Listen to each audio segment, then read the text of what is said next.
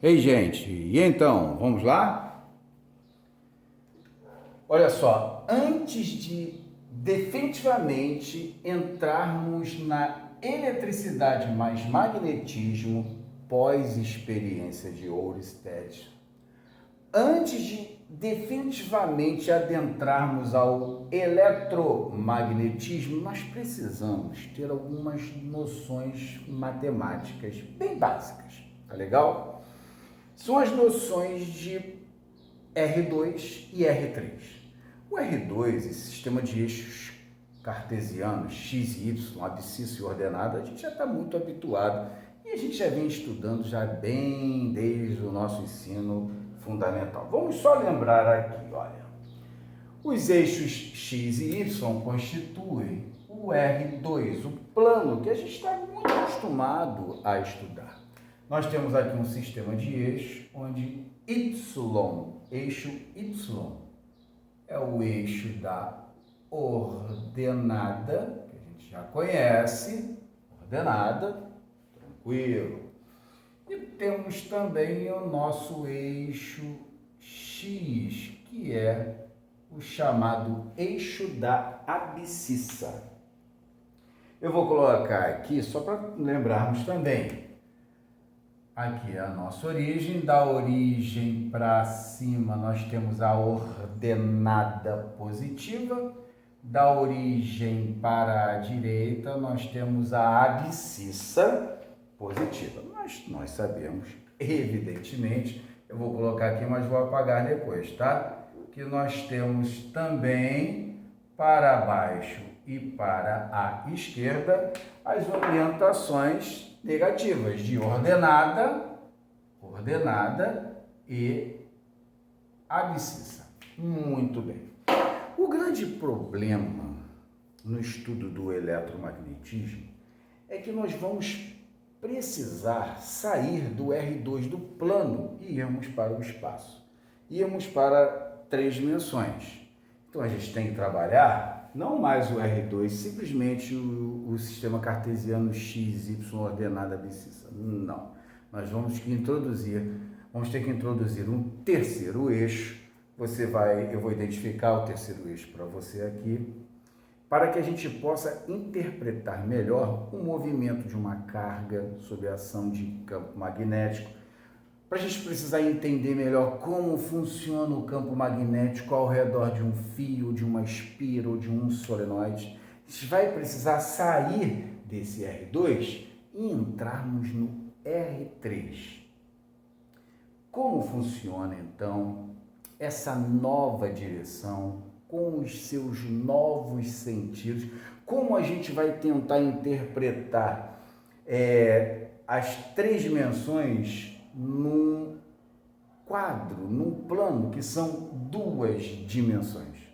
Então a gente vai precisar ter também uma noção mais espacial da coisa, e para que a gente tenha essa noção mais espacial, a gente vai ter que jogar então ali o terceiro eixo e identificar esses novos sentidos referentes a essa direção do eixo Z, que é o terceiro eixo que nós vamos estudar. Eu vou mostrar para vocês aqui como funciona o R3. Chegamos então ao R3. Está aqui o R3. Definindo eixos x, y, z. X, y, eixo Z. Ordenada y, x, abscissa, o nosso eixo Z é o eixo que chamamos pelo eixo das cotas. O eixo Z, cota.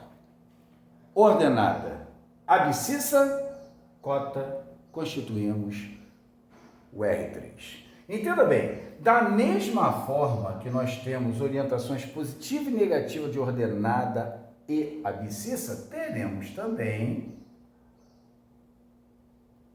para a cota, para o eixo Z. Só que é um pouquinho diferente. A gente tem que orientar o eixo Z não pensando em termos de positivo e negativo. Tá legal? Eu vou apagar aqui para poder mostrar para você no momento posterior. O importante aqui é que lembremos também que os eixos Y e X, sabemos que eles formam um ângulo de 90 graus. Só que esses três eixos, X, Y e Z, eles serão simultaneamente perpendiculares. Formarão entre si, simultaneamente, ali, os 90 graus. Então, funciona assim, ó. YX, 90 graus. Y, abscissa, Z, cota. Aqui, também 90 graus, ângulo reto. E Y, a ordenada, Z, cota. Aqui, também 90 graus. Então, não esqueça do ângulo reto, que é o ângulo formado, 90 graus, o ângulo formado pelos três eixos. Abscissa, ordenada, abscissa, cota, ordenada, cota. Muito bem. Mas, caramba, isso quer dizer, então, que esse eixo Z, porque do jeito que está aqui, parece que o eixo Z está numa diagonal. E não, o eixo Z, ele está assim, olha. Ele está perpendicular ao plano do quadro. Interprete esse quadro como um plano e que esse eixo Z, que é o eixo da cota, ele está assim, olha, perpendicularmente.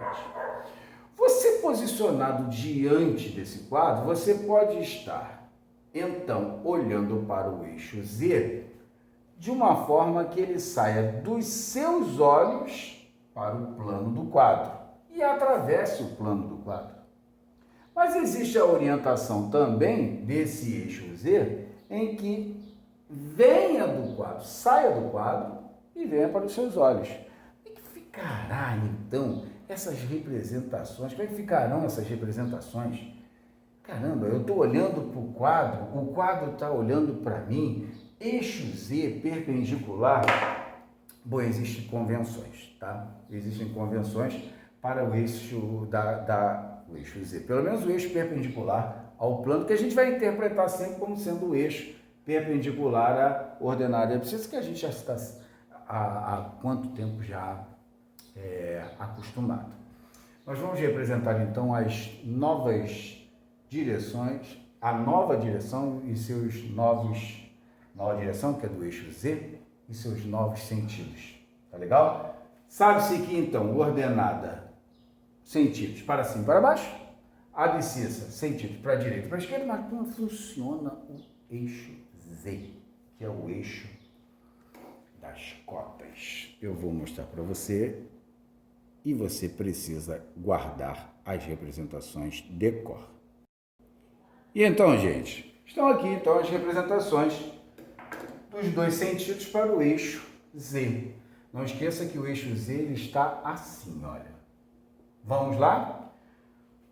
Convenciona-se que uma bolinha e um ponto indica o sentido do eixo da cota para qualquer grandeza física, seja um campo magnético, seja uma velocidade, seja uma força, seja corrente elétrica. Essa representação para o eixo Z indica a representação do saindo. Você vai entender. E uma cruzinha indica sempre a representação do entrando. Mas como é que funciona esse saindo e esse entrando? Quando está saindo essa representação, nós vamos dizer que o eixo, a orientação da grandeza física vem do quadro para os seus olhos. A gente diz que é o fura-olho. Tá legal? É o fura-olho. Essa representação sai do plano do quadro e vai para os seus olhos. E a representação do entrando sai dos seus olhos e fura o quadro. Então, vamos dizer que a representação da cruzinha não vai furar o seu olho. Isso aqui é só uma mera brincadeira, tá? Caso você queira gravar. É o fura quadro. Tá legal? Então, essas são as direções para o eixo Z e o eixo das cotas. Tá legal? O eixo da cota está aqui. Então, toda vez que tiver essa representação, está assim a orientação da grandeza física. Sai do plano do quadro, vai para os seus olhos, fura seu olho. Quando está na representação da cruzinha, está saindo dos seus olhos e furando o plano do quadro. Você deve estar se questionando por que será que é uma bolinha e uma cruzinha? Na verdade, advém de um objeto que a gente conhece, que é o dardo. Eu vou tentar te mostrar, só por questões de curiosidade, como funciona a bolinha e a cruzinha. Vou te mostrar aqui, olha, rapidinho. Tá aqui, gente, só por curiosidade, tá? A origem do porquê ser a bolinha e a origem do porquê ser a cruzinha. Temos um dardo. Aqui é a ponta do dardo. Quando essa ponta do dardo, daquele dardinho, aquela brincadeira do dardinho na cortiça, quando a ponta do dardo fica voltada para você, essa é a orientação do saindo e então o porquê do fura-olho, tá bom? A outra parte do dardo, que é aquela pena, que a gente chama até por penacho, o penacho, a peninha do dardo, quando fica voltada para você, é porque ali você tem o fundo do dardo, então o dardo está apontado para lá, a ponta. Só que você não representa a ponta furando o quadro, você representa o penacho voltado para você. Então é sempre assim, saindo, ponta do dardo, fura teu olho, ponta virada para você, saindo. Fura quadro, a ponta está virada para lá, o que está voltado para você é a pena, é o penacho. Então essa é a orientação do eixo Z, que é o eixo das cotas, para o entrando. Você precisa gravar essas orientações, porque elas vão aparecer definitivamente nas questões de eletromagnetismo. Entenda bem, são válidas para orientações de campo magnético, de velocidade, de força magnética, de corrente elétrica e vai por aí afora. Tá legal? Valeu, pessoal!